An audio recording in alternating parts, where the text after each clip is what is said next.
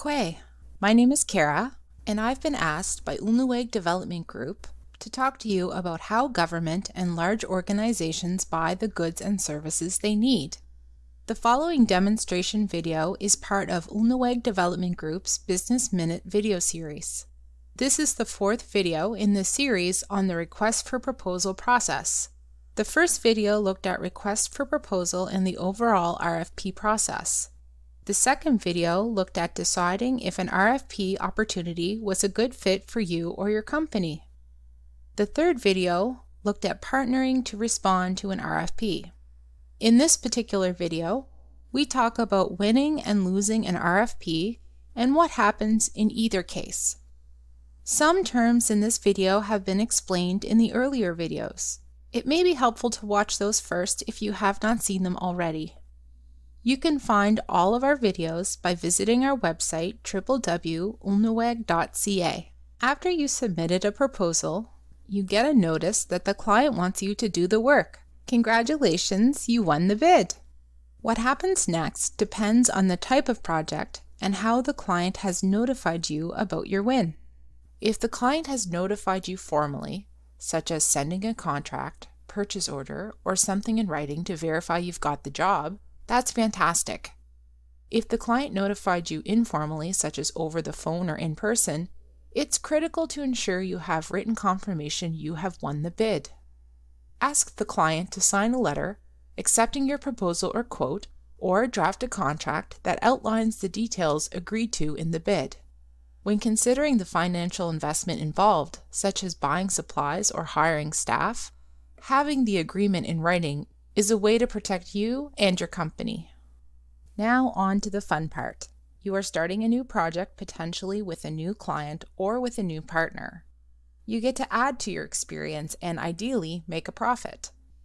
Depending on the project, most begin with a project launch meeting or project initiation meeting.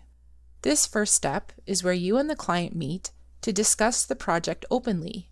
Your approach, confirm the commitments and work effort outlined in your proposal, and how to best move forward.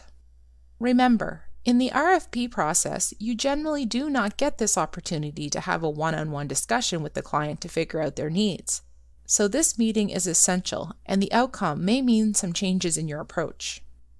It's a good practice to follow up the project initiation meeting with an email or note, outlining the discussion so that communication on the project is clear for everyone involved.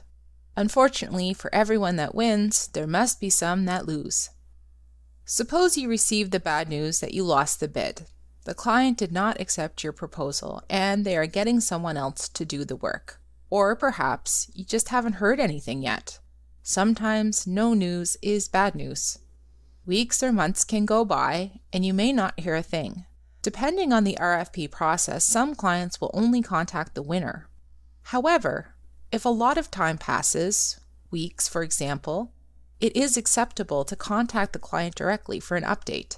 Of course, learning that you've lost the bid can be disappointing, especially after investing your time and energy into preparing your proposal.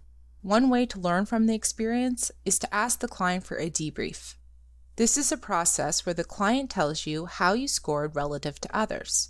Your goal should be to find out what they liked about your proposal and where do they think you could have been stronger, such as if you lost because of price, your experience, your team, delivery date, or any other reasons you may not be considering. Collecting this information will help you to reevaluate your proposal and adjust it based on feedback for a better chance of success for the next RFP opportunity. Walalayo, and thanks everyone for watching. I hope you found this video series on the RFP process helpful and informative.